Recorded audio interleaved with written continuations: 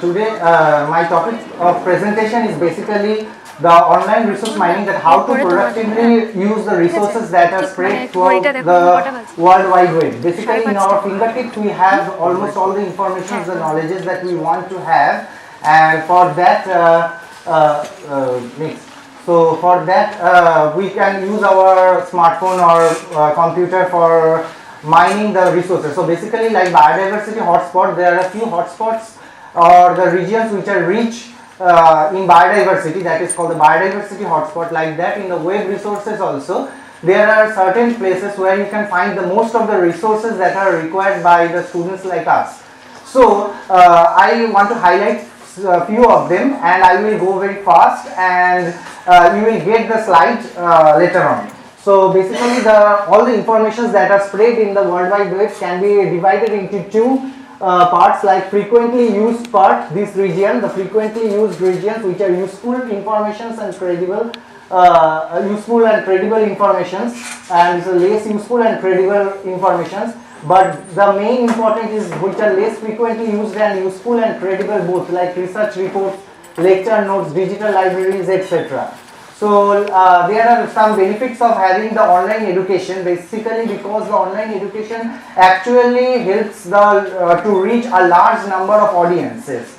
In our country, like we differ from the Western countries a lot because we don't have the economical stability like that. So we are deprived of getting access to many of the good resources that actually are there. But now the online education's main benefit is basically to use a platform, the internet platform, and the delivery of the information is very fast, and the technology used is very much improved, and it also helps in providing all the instructions and all the contents necessary for the thing is there. So my topic presentation is basically divided into these 7 parts. I'm starting up with the MOOCs. So what is MOOCs? The MOOCs is the massive open online courses. So many of the universities, many of the top universities of the world, like this Duke University, Caltech, etc., they tie up together to form, come under the umbrella of Coursera, and there are many other like edX, Udacity, etc. So if you can log into this Coursera website and choose from the thing that what you want to actually go through, like life science, you can click on and get the options of the courses. And from there, for example, if you choose medical neuroscience courses, you have to go through the videos and you can appear for the weekly tests, and after completion you will get a certificate from the university you have applied for from the course. It is basically per course is approximately $2,000, and even many we can get the financial help. Many of the times the course fee is completely waived.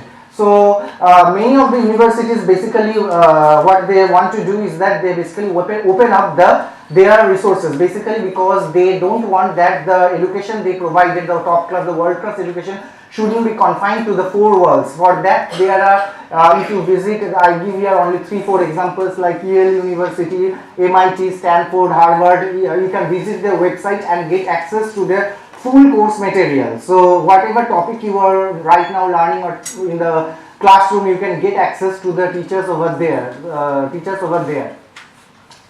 There are many other like Khan Academy, edX, and there are many other course websites from where these courses are conducted. So this Khan Academy basically started by the Salman Khan. He's not the film star Salman Khan. He is a person who just started teaching this cousin sister over in the Skype, and he understands that if we record those Skype videos, the Skype lecture, that can be ultimately uploaded, and that is the initiation point. And from that, from India, it is now Khan Academy has the vast amount of course materials from different grades and standards and used in all over the world.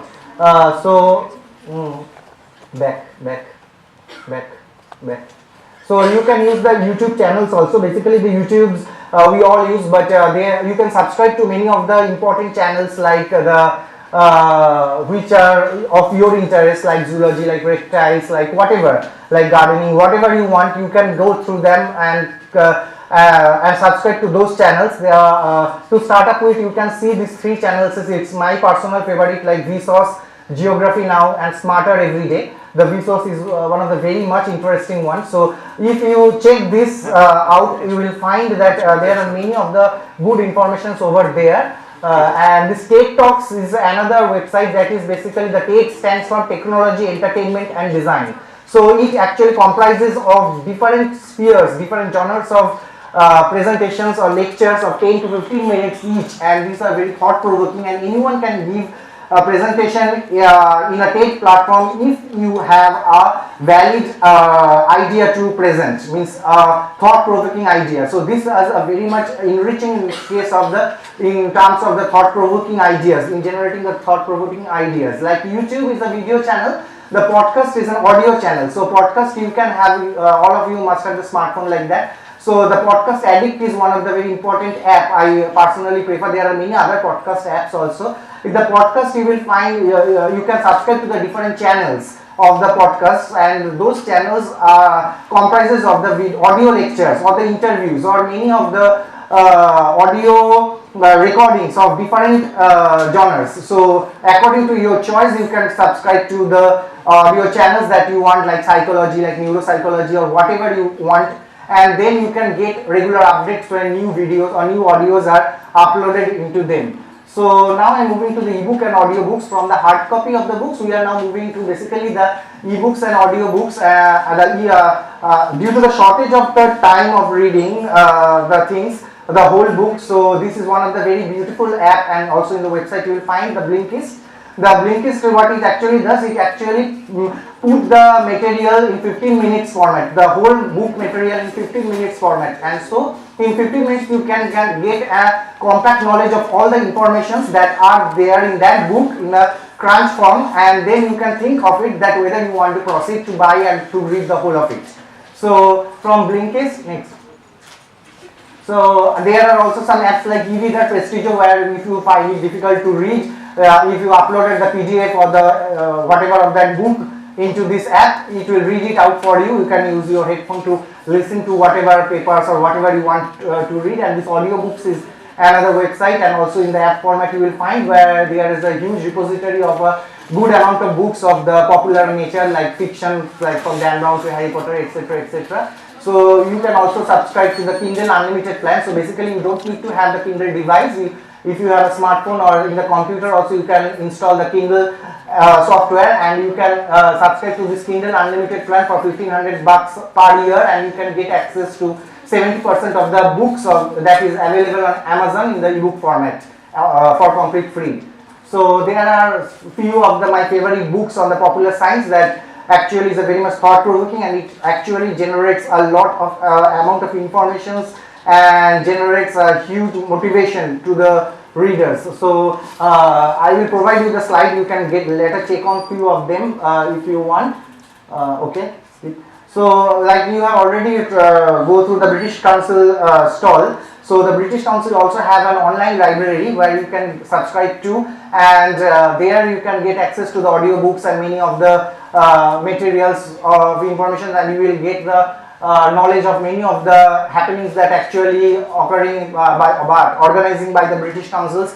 Like Fame Lab is one of them, which is a presentation platform where the presenters have to have to present in innovative fashion, so that to the audience. And this you can check in the Fame Lab. It occurs once in a year, and many of you can, who are interested, can participate in that. Now the databases, the most of the databases informations will be the third lecture. You will, so I am just skipping the main regions. So this is the biology databases. You can check out Catalog of Life or Encyclopedia of Life, which has all the species and information. So the zoological informations are there. And this NCBI database. So for example, if you search a P53 in the, for example, P53 in a NCBI database, you will find a lot of information from genes to proteins to chemicals, genomes, health, the literature, how much the biosystems, protein domains, etc. Everything of the things are there. Whatever is in biology, you will find it in NCBI in terms of the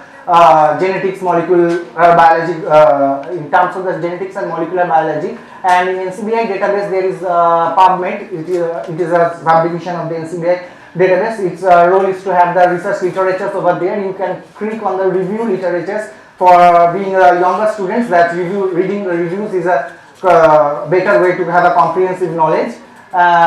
This is the two apps of the software which can organize your research papers. So this social networking I am moving into. The social networking basically this part of the social networking where the degree of social connectivity, we are connected socially by Facebook, Twitter, whatever. The social connectivity and the information connectivity where is maximum in this region, which actually connects the intelligence, where the group peoples, the group minds, you can put on in the group page or involved in a group where they discuss about the science, discuss about literature, whatever it fascinates yourself. So you most of you know the Twitter, Facebook, Instagram, all those things. This Pinterest you can check on. This Pinterest is one of the interesting thing where there is a poster format, like many of you have given the posters. In the poster format, they provide a very much the ideas in very innovative fashion. Means in a very flowchart, in a very lucid format, you will find them. Facebook is another platform, everyone is using that, but try to use it more productively, because you can like some of the pages which fascinates you of your interest, of your domain, and you can go, join many groups of the Facebook which are linked to your fascination. And the most importantly, that for example, if you want to apply in some universities or in some places, like the pages of that university, so that you can track the what is happening on that university or in that domain, so that you have the informations beforehand before applying to them. So the blogging, if you have some research ideas or whatever ideas, you can write in, you can open an account on Blogger or WordPress, whatever it is, and can put the ideas over there, and you can provide the link to the any persons you want, so that they have the knowledge of what you are doing or whatever you have with you, thinking, etc. from your blogs. So ResearchGate is the research for the research purpose, but LinkedIn is one of the very important thing for the business or the networking purpose in your domain. Facebook is for the friends or for people of different domains, but LinkedIn, the people connect or linked with the similar minded people or the similar in the similar profession. So they will suggest you and you can connect it with them, which will be immensely beneficial for you in the future to have the contacts like that. You can have them in the contacts. The apps, I am moving the app. This Stumble Upon is the very interesting app. It will, if you filter out their choices, that these things I want to know about or I am interested about, it will stumble upon some of those pages in the web. You couldn't find, if you don't know a web page, you couldn't find it out in that way. So this app actually what it does, according to your choice, it will stumble upon or landed you upon some interesting web pages which you never not aware about, and those are very much interesting, must try out once.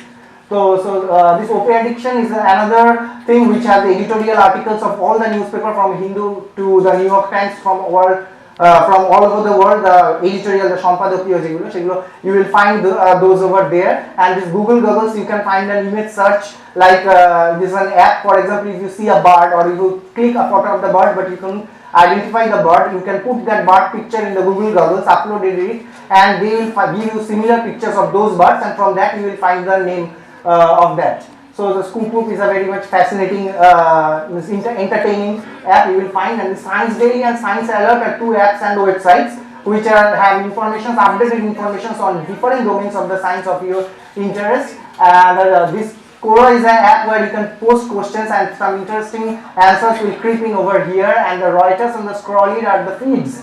Like in Facebook newsfeed, like these are the feeds. According to your choice, if you put the filters, they will continuously feed up with the news all over the world according to your choice.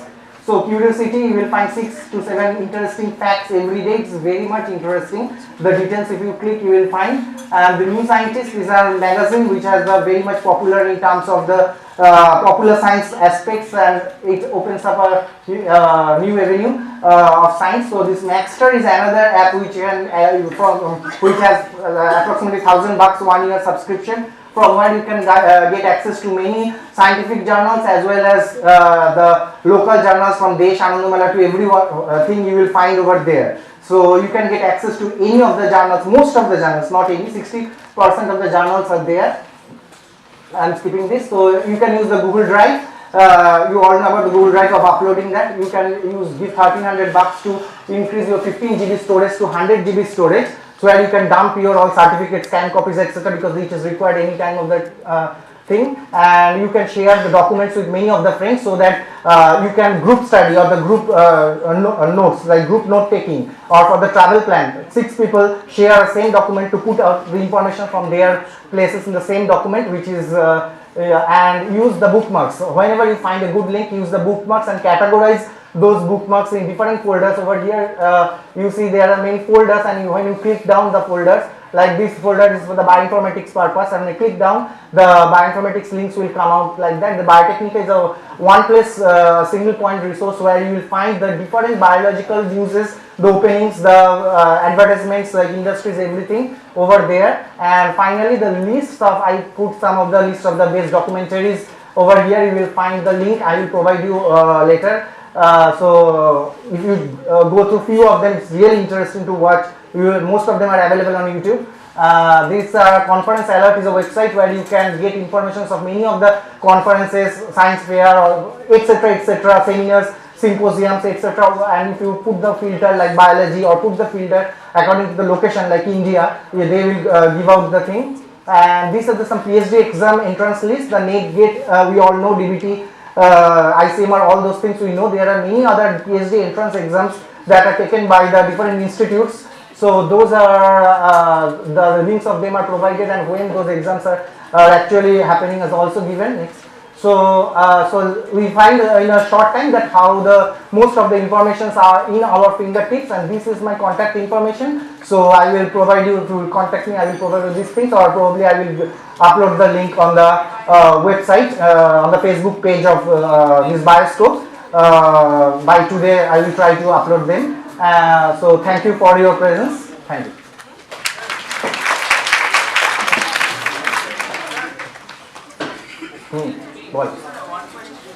Bol.